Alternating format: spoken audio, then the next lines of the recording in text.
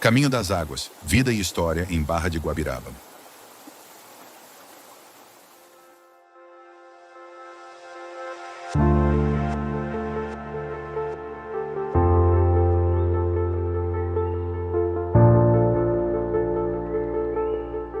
Barra de Guabiraba, uma cidade abençoada com uma abundância de recursos hídricos, encontrou nas suas águas um impulso vital para o seu desenvolvimento. Ao longo dos anos, a riqueza de suas águas minerais não só moldou a identidade da cidade, como terra das águas minerais, mas também alavancou seu crescimento econômico. Empresas de águas minerais surgiram, aproveitando a pureza e a qualidade das nascentes locais. Essas empresas não só geraram empregos e impulsionaram a economia, mas também projetaram Barra de Guabiraba no mapa como uma importante produtora de água mineral no agreste pernambucano. Além disso, a generosidade das águas tem sido um aliado indispensável para os agricultores locais.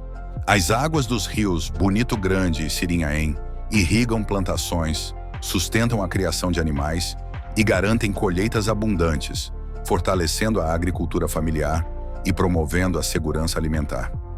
A história de Barra de Guabiraba é, portanto, uma história de prosperidade impulsionada pela água. É uma narrativa de como uma cidade, através da gestão e valorização de seus recursos hídricos, construiu um futuro mais próspero e sustentável para seus habitantes.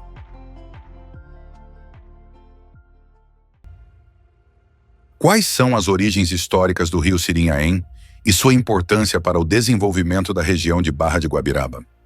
Olha, ele não foge muito da história mesmo do país, né? Você sabe que a colonização portuguesa ela foi apelidada de colonização caranguejo, porque ela foi ali no litoral. Chegou um momento que precisou se expandir para o interior. E como adentrar no interior cheio de grebas virgens, matas fechadas? Os rios eram os cursos para subir e entrar no interior. Foi assim com o Rio São Francisco, foi assim com o Rio Amazonas. E os rios pequenos também, eles funcionavam como vias de acesso. Se você pegar de Barra do Sirinhaém até a confluência aqui próxima à nascente, vários municípios se desenvolveram. Barra de Guabiraba foi uma dessas localidades. A localidade ali ao lado do Engenho Guabiraba, o Engenho Guabiraba tinha uma engenhoca movida a água, de frente o casarão onde é hoje a Câmara de Vereadores. Aí você observando ali na cabeça da ponte, onde é a casa de Zé de Rocha, foi a engenhoca. Do outro lado, que era as terras de Manuel Santos, quando a feira foi proibida do lado de Manuel Joaquim de Amorim, que era do Engenho Guabiraba, passou a se desenvolver em diversas localidades, mas sempre voltou para o curso do rio. E a margem do rio, ali, foi onde a população desenvolveu todas as suas atividades. Para você ter uma noção, por trás da Rua do Rio tem um lajeiro. Ali funcionava a matança de bichos. Aí, para você analisar também todos os lajeiros do rio, desde a Pedra do Meio, Rio do Bambu, toda a área descendo, funcionava como lavanderias de roupas. Aí, como você analisa isso? Os rios, a priori, serviu como caminho para adentrar os sertões, que eram as áreas de difícil acesso, e ali, posteriormente, ele serviu para agregar as pessoas que ali passaram a desenvolver suas atividades. Lavar roupas, abastecimento, matanças de bichos e assim por diante. Barra de Guabiraba não foi diferente. Como a Cachoeira do Galo e da Onça têm sido utilizadas ao longo dos anos, e qual é o seu significado histórico e cultural para a comunidade local? Olha, no princípio, quando se falava em turismo, né, as águas eram cristalinas em todas as regiões, não tinha um ponto específico. Quando você analisa isso em determinados documentos, o turismo ele veio ser trabalhado assim nas 4 últimas décadas, né? Principalmente o turismo rural. Nas 2 últimas décadas ele ganhou força. Mas a Cachoeira do Galo ela era uma área privada, ali dos cafezais da família do coronel Chico Bellarmino, Francisco Bellarmino. Não tinha tanto apogeu de procura pela localidade, mas ela sempre foi tratada como um lugar de admiração e muito bonita, né, aquela região. A onça, até a década de 40 e 50, era inacessível, porque era mata de um lado e mata do outro.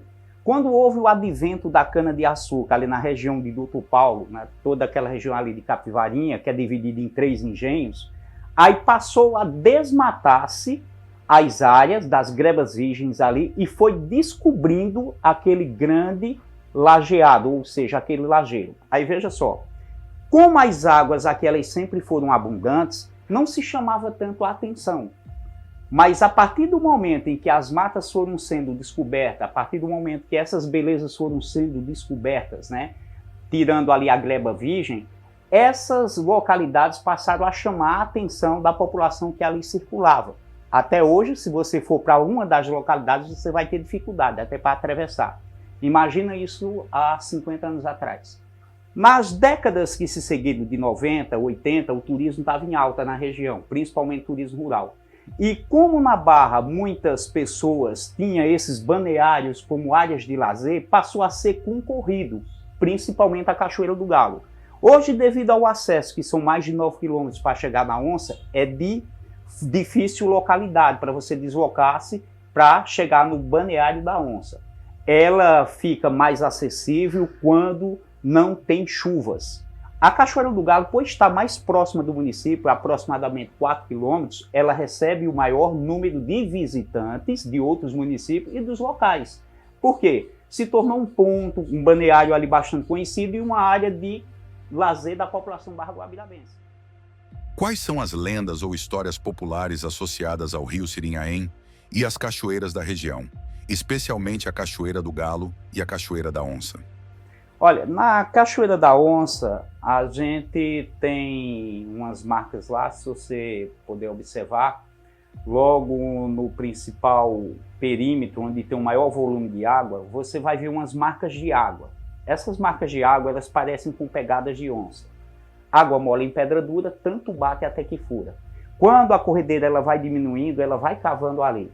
E tem umas marcas que parecem pegadas de onça. Se você descer pela beira dela até embaixo a prainha, você vai observar várias delas. Tinha um ditado popular que diziam que ali eram as marcas das onças.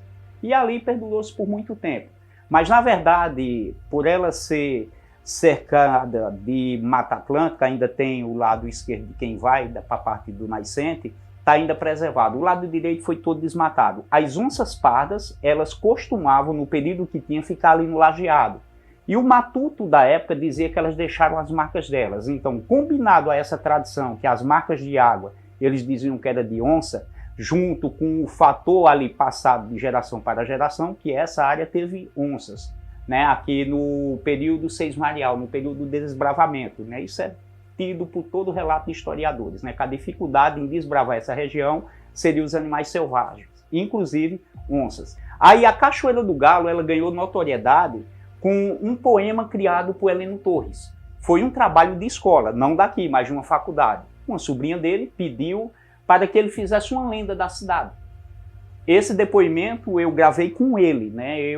Nos seus últimos dias, ele ainda estava no seu leito, eu perguntei a ele, como foi que o senhor fez? Ele disse, uma sobrinha minha, ela pediu. Eu fiz o poema baseado num fato real, que foi quando o coronel Francisco Bellarmino, né, o Chico Belo, que era assim apelidado, ele é pai de Padrinho Altino, né, e avô do saudoso Antônio Bellarmino, né. Aí o que é que acontece? Aí baseado no fator dele ter jogado todas as coisas dentro, aí ele descreveu um poema a respeito da Cachoeira do Galo e um fator social ali existente. Ele fez e foi feliz porque hoje tem esse resgate dessa lenda que foi um trabalho de escola e ganhou notoriedade no município. Inclusive, eu até escrevi a respeito desse histórico e copiei essa lenda dele. E essa notoriedade ela passou maior quando um secretário municipal ele colocou num folheto da festa do município toda a lenda do poeta Heleno Torres. Já Zezinho Pastora, quando eu entrevistei ele junto com o pessoal da Universidade do Rio Grande do Norte, ele contou uma história parecidíssima, ele só trocou o coronel. Ele colocou a figura ali do coronel Pimba, que tinha jogado coisas dentro do grande poço da cachoeira. Aí, nesse ensejo, baseado num fato real, que foi um acontecimento que ele, no seu período de raiva, muito grande ali, por conta que já não vendia o café, né? Jogou toda a prataria dentro, seus utensílios, todas as suas coisas do seu dia a dia dentro da cachoeira. Dizia ele que não era para deixar para os filhos, né? E isso era o que se comentava na época. Quando eu apanhava café por lá, na década de 80, se comentava esses assuntos, né? E eu me interessei muito por essas histórias, inclusive pesquisei a fundo no período em que estava na faculdade. Dentre estes assuntos, uma lenda que foi baseada num fato social, né? Que se tornou o quê? Um fato histórico. Então, todo fato histórico, ele é social, né? Mas nem todo fato social é histórico. O casamento de fulana não se tornou histórico, mas a partir do momento que vai para a notoriedade da história, acontece um registro fantástico, como foi esse de Heleno Torres. Então, de um fator social, que o cara jogou suas coisas ali dentro, ele fez uma lenda que virou o quê? Um fato histórico do município. As cachoeiras e o rio Sirinhaém foram aproveitados ao máximo em termos de seu potencial econômico e recreativo ao longo da história? Olha, sim e não. A priori, ele teve uma utilidade fantástica, que abastecimento, feito, eu disse a você, né, a lavadeiras que utilizavam o rio para os seus serviços domésticos, até as areadoras de alumínios, né, ou das panelas ou de ferro. Quando ela oxidava, aquele ferrugem, elas areavam mesmo para tirar a oxidação. Inclusive até dessas chaleiras que tem aí, muitas delas foram lavadas aí no perímetro. Os abastecimentos também eram no perímetro, que quase todas as cacimbas aqui do município, elas estavam dentro do perímetro dos afluentes ou do rio Sirinhaém. Para você ter uma noção, a cacimba da Guabiraba era a mais famosa, que abastecia quase toda a cidade, que ela ficava aqui por trás da maternidade. E outras cacimbas, né, no entorno, eles fizeram esse papel. A priori, eles serviram muito à comunidade. O abastecimento era feito por latas, as carregadoras, né, ganhava dinheiro, muitas dessas, Marina Contente, que morou na Rua da Salgadeira, quem é da década de 40, de 50, 60, 70 e de 80, começo de 80, vai lembrar de Marina Contente. O trabalho dela era carregar lata de água ou potes de água na cabeça, para ganhar o seu troquinho, a sua moeda, o seu tostão. Ela serviu para esse propósito. As cacimbas ali dos oeiros de lá do rio Sirinhaém. Hoje quem faz isso é Maciel da Água. Ele é quem ganha esse troco, mas sempre existiu essa remuneração. Ela ganhou mais força com os plantios aqui no município. Como Barra ela é uma cidade que está no agreste de Pernambuco, no brejo pernambucano, mas é o agreste molhado. O que é o agreste molhado? É aquela cidade ou aquele município que sempre tem chuvas. A nossa chuva é chuva orográfica, é chuva de relevo. Por exemplo, Bezerros está no agreste, mas não é no agreste molhado, é o agreste seco. Tão pertinho, não é? Então, a notoriedade que foi dado ao aproveitamento do rio Sirinhaém começou com os plantios, a irrigação, depois com as águas minerais. O cara que veio de fora descobriu o ouro branco ali, comprou a propriedade e viu a possibilidade de engarrafar para levar essa produção para o agreste seco, que no período de verão carecia muito de águas. E posteriormente, com o turismo, ainda engatia para aproveitar o potencial das cachoeiras aqui do município, principalmente nos períodos de vazão.